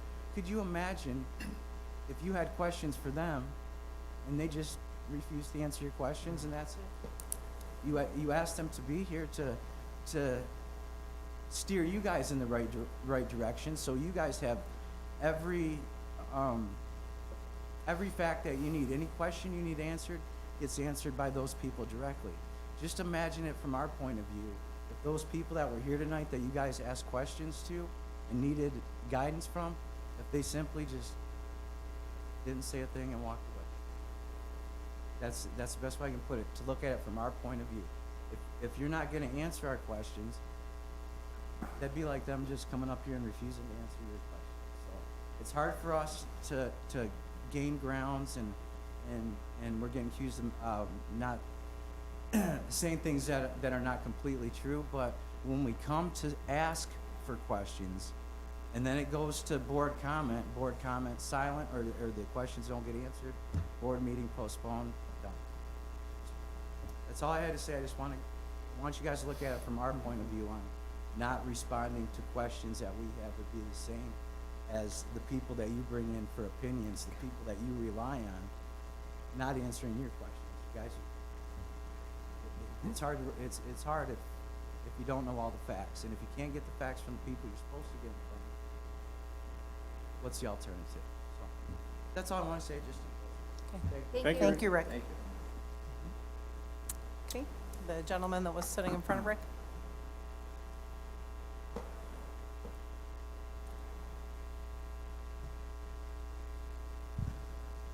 Good evening, ladies and gentlemen. My name is Mike Hoadley. I actually called ahead of time, thought I'd be put on the agenda, but I think it was just moved into public comments. Again, my name is Mike Hoadley. I'm the mayor for the city of Eau Grais, where I'm serving my second term as mayor, where I preside over the city council that I was first elected to back in 2017, re-elected in 2020. Prior to those, I sit on our city's planning commission, as well as our city's tax income funding authority, which for those that aren't familiar with that, that's like a DDA board, Downtown Development Authority, which of course as mayor, I'm also responsible for appointing the positions on all the boards, including Parks and Rec. Along with that, I'm also the chair of the Aranet County Planning Commission, and I'm also the chair of the Aranet County Soldiers and Sailors Board. For those that aren't familiar with that, it's a county-wide division of the Veterans Administration that takes care of emergency services, but more particularly burial costs, grave markers, things of that nature for veterans and their families. So, why is that important to you? I'm running to be our next state representative of what's now our 99th district. For those that aren't familiar with the 99th district, Iosco County used to be part of the 106th House district. We are now the 99th. As those that may or may not be aware, we were redistricted this, well, about 30 days ago, if that, on a nonpartisan commission that redrew the lines. So now what the 99th district is Aranet County, Iosco County, and Ogama counties in whole. The northern 3 townships, including the city of Pinconning of Bay County. About 3/4 of Gladwin County, except for the 3, I guess it'd be the southwest townships of Gladwin County, kind of the Beaverton area, Tobacco Township. Those have been omitted from the township in exchange for the 4 most eastern townships of Clare County. So it's a large landmass that makes up our 99th district. What a House district is about 90 to 93,000 people. So that's why the landmass exists, to get that. So I'm running to be your next state representative. That takes part of 3 different state reps that have been termed out. Jason Wentworth, the 97th, which being a resident of Aranet County, that's the seat holder for my district now. Dare Rendon, which would have been the 103rd district, which is, Ogama County. And of course, our own Sue Aller from Iosco County, that has Iosco County. So with the board's permission, if you'd like to ask any questions or allow any questions, I'm here. Okay.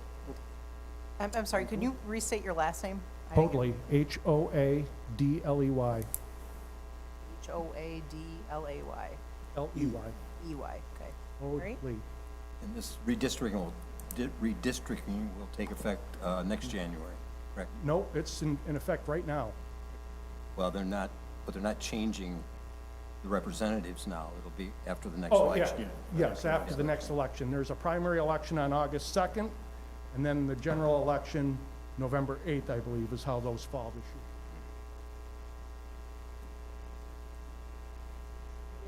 Easy.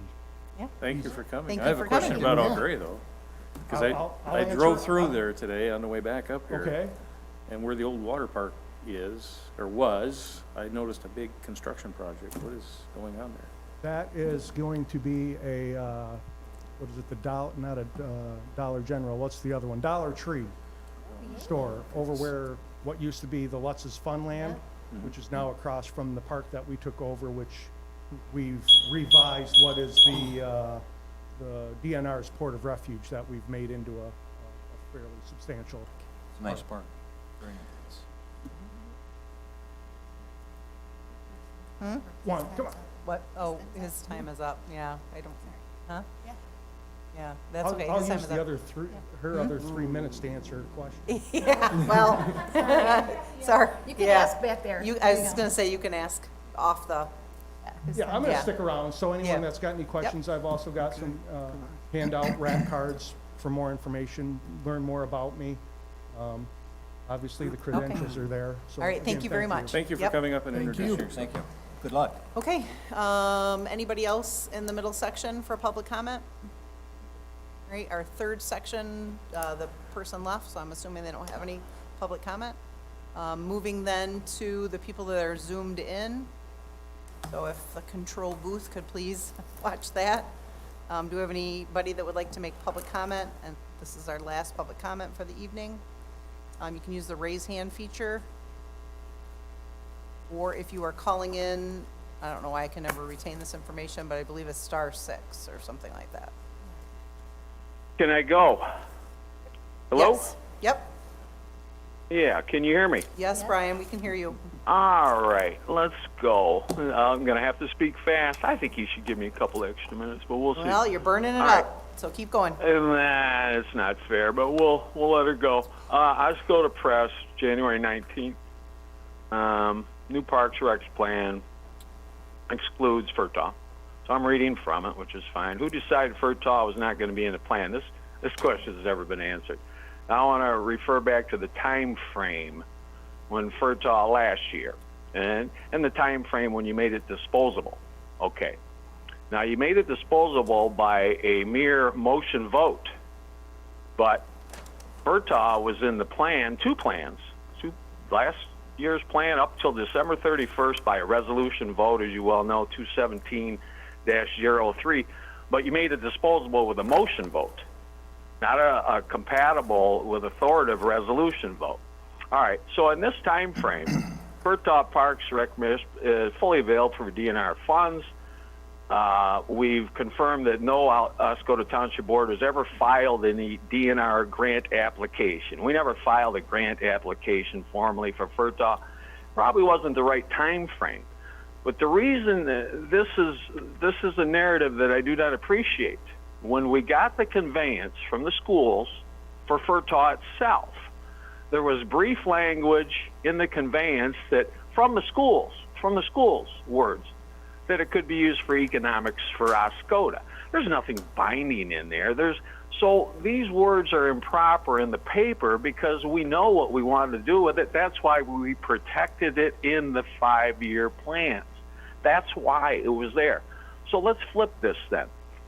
Let's go to what we've got going on now. The new one that now FERTAW won't be in it, 2201.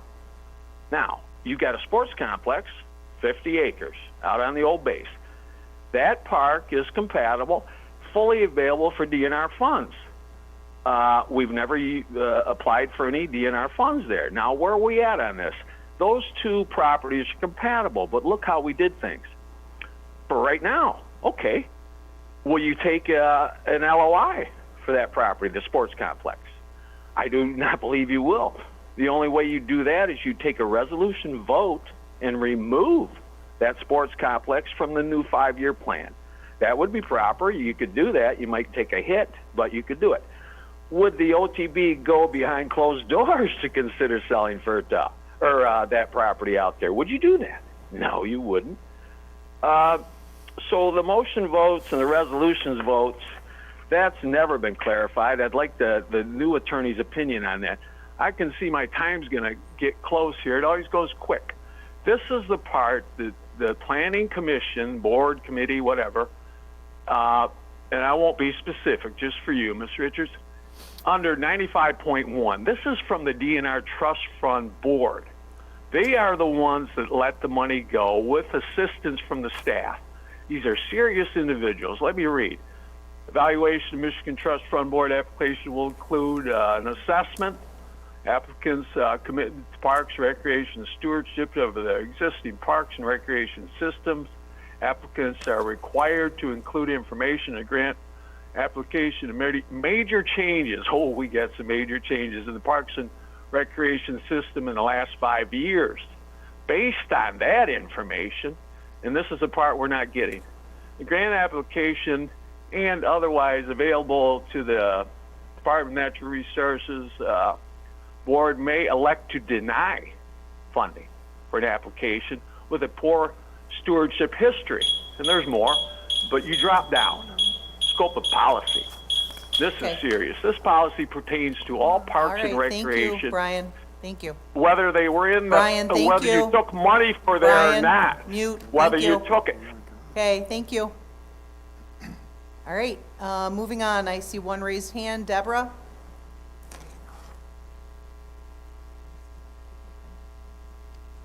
Hello? Yes. Okay, please Okay. state your name. Deborah Rauch. Okay, and your Okay. 4 minutes begins now. At the last board meeting, there were some issues with people who called in being allowed to speak, and I know I had trouble getting in at the very beginning of the meeting. And when I did get in, you guys were already on to public comments. Well, I understand that it was the first time doing both Zoom and in-person meetings, and things didn't go smoothly as they should have. I don't understand Mr. Spencer mocking a caller while the issues were being brought to the attention of the board. His mocking words were, "Anybody here having problems hearing us? Just checking." Then he said, "Does this have to do with public hearing here? Really? Openly mocking someone in the middle of a board meeting? That's just so unprofessional and And rude." again, I'm going to remind you, Deborah, that you need to address the full board, not a specific board member, in your comments, please. I Thank am you. adjusting the full board. Okay. Okay, do not call out I one think- specific I board think member. an apology needs to be offered to the community and to the person that he did that to. Okay, next thing, social district. You got, I guess I didn't realize when you guys did that it's gonna be the entire downtown 7 blocks. We're gonna have people walking around the town drinking. Why would anyone even think that that's a good idea? One business on Facebook has already said they're dealing with people peeing and throwing up all around their building. I'm sorry, but this is just an idiotic idea and another example of this board wasting our money for things that are not in the best interest of our community. Next thing, on Facebook again, committee members calling taxpayers criminals, conspiracy theorists, and extremists in posts on their little private Facebook page, and actually calling for people to be arrested. And then we see these meetings and you guys are calling in the police. We have no idea what the police are being told prior to them being called in. And I have no problem with the police officer being at the meeting, but if they're being called in there to intimidate people and to keep people from making public comments, I just think that's really I don't even know what word to use. I want to say crappy thing for the board to do. I feel like it's an abuse of authority, and you guys are using our police officers in a way that they should not be used. the Hammerhead comments have already been addressed tonight. I'm not buying what we're being told. You guys can sit there and make excuses for the things that were said on Facebook and why a board member has to do this instead of the person that actually made the comments to come in and address this and stand up and be a man and take responsibility for what he said. I don't understand it at all. Let's get this issue taken care of properly and stop making excuses for remarks that are basically inexcusable. And last, I'm still concerned about what's going to be happening with the VA clinic at the Ani Medical when it goes up for auction. I know we've been told that the VA clinic is safe, that it's going to still be there, but we've been told a lot of things by this board, and I'm kind of worried that what we're being told is. Thank you, Deborah. Your time is up. Great. Is there anybody else that's called in that has a public comment? I see a raised hand. Jessica Hansen. Can you hear me all right? Yep. Okay. If you could state your name. I know I just said it by reading it, but if you could state your name. That's all right. Jessica Hansen, Oscoda. Okay. I have to mention this tonight because it comes up pretty often in public comment, and I'm honestly so tired of hearing about Facebook comments. We've had some people, of course, complaining about the Hammerhead comment, and I know not to mention any names, but I am going to bring this up because I feel that it's important. If it reminds me of that saying, if you're not hungry, don't cook. Well, when you've got comments and let's just say they're violent comments, there's been references to the size of private parts of one of the individuals. There's been some ugly hashtags. There's been some considerable ugly statements made online, but those same people are coming here to complain or tattle, I guess you could say. But they are concerning statements. So if we're so worried about what's portrayed on social media, then maybe we should look at what we're doing on our own group site. I'd like to read one comment specifically that might have something to do with the Hammerhead comment, and I'm sure the poster will be listening tonight and know that they did this, but it goes like this. It says, I'm feeling real hungry for the E on Friday. Anyone want to join me? I'm told there might be someone there that we may have some fun with. Gloves are coming off. There's another one that says, anyone know where said individual stays? Maybe it's time for a bunch of unwanted activity at his house. I don't know, a bunch of people playing loud music, maybe some unpleasant mess on his green space. Just saying maybe he needs a dose of his own medicine. A 4-story billboard in his front yard. There's another one talking about hanging his ASS. This is not the kind of stuff that any of us want to see, but it is out there. So if you're going to complain about these types of things, like I said, clean your own house first. That's all I had to say. Okay, thank you, Jessica. Amen. Okay. Is there anybody else for public comment? Again, use the raise hand feature, please.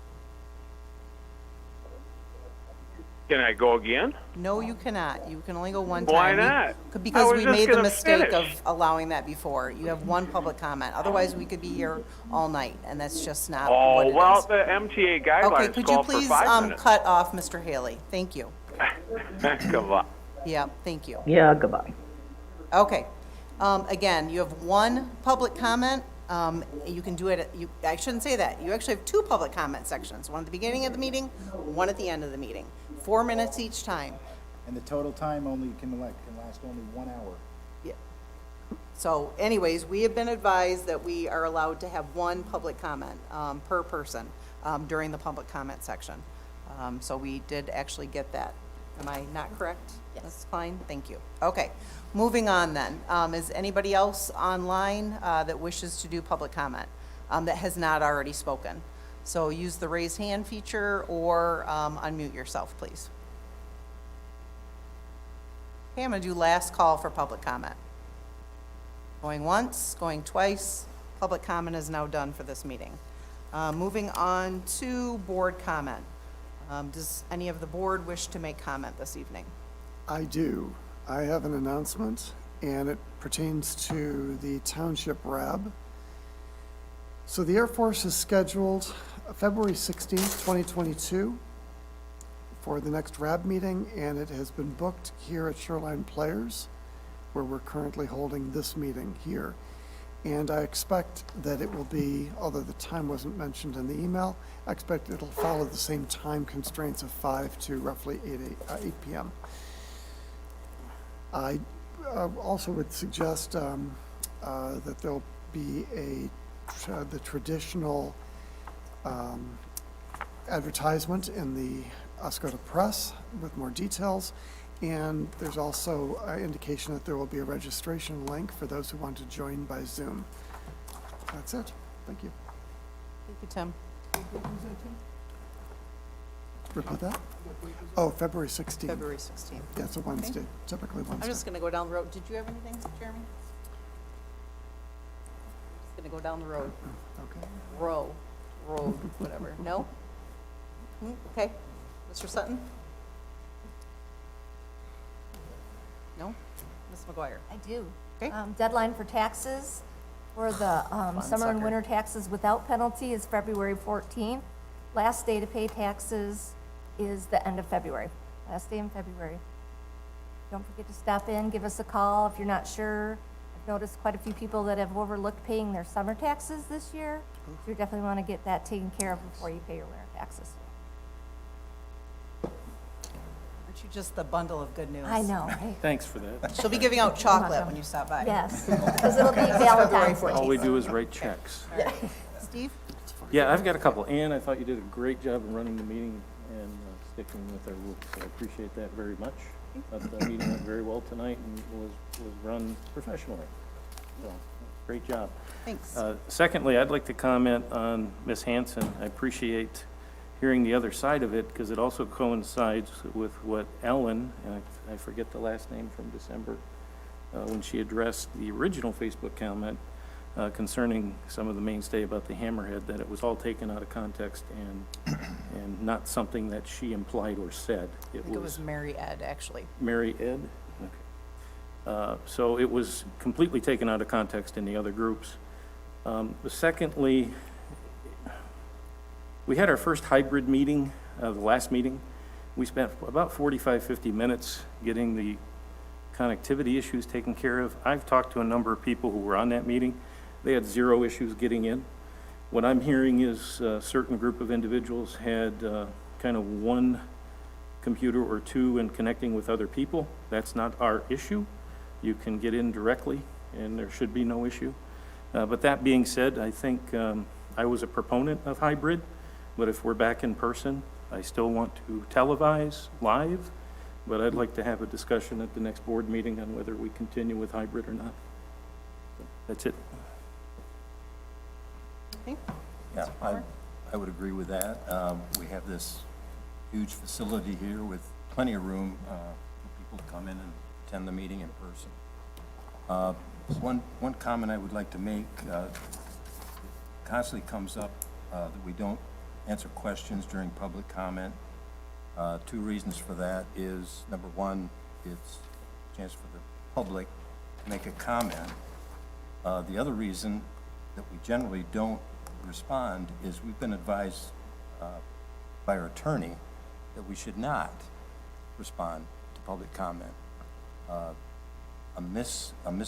misspeak by a board member accidentally responding to a public comment could lead us to liability or make a situation even worse than what it already is.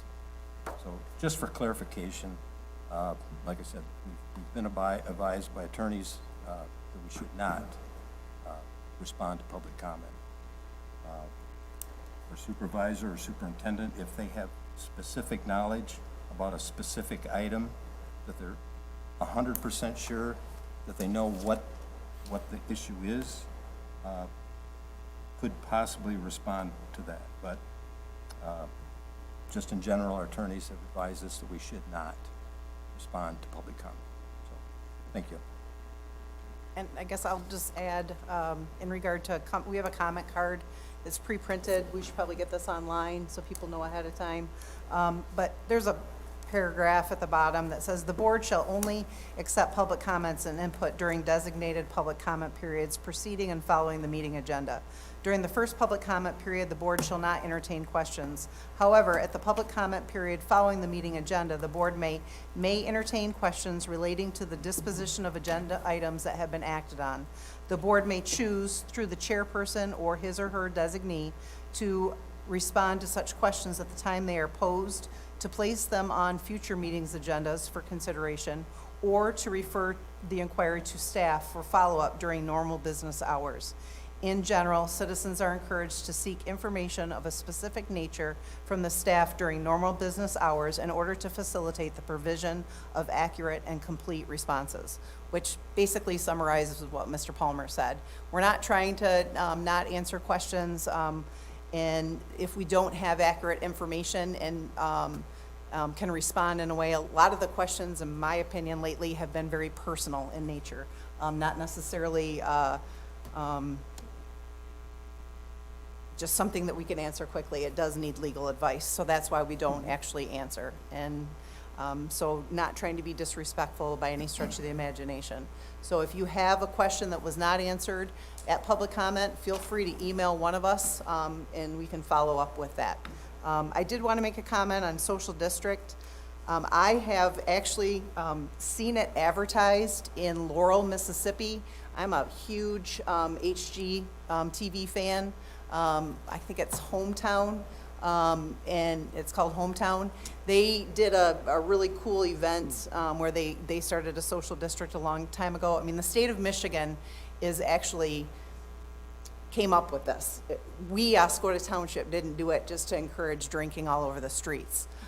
So I am not trying to be dismissive or disrespectful to anybody's comments on that, but again, this is all going through the Liquor Control Commission and being handled in a way that they are telling us to do. So it's just not something that we are coming out with, just, you know, trying to encourage inappropriate behavior. So that being said, this is our second meeting. I think we did even better the second time than the first time. I guess I go back to what you guys both said about the hybrid meetings.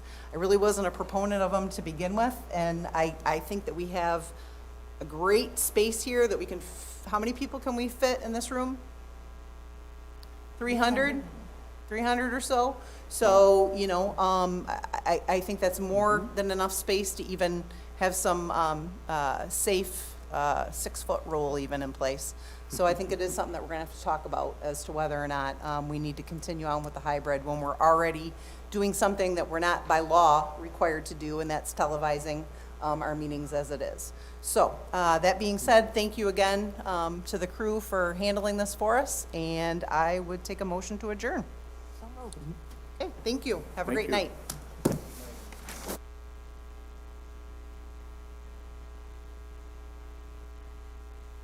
Yeah, it was beautiful. Really.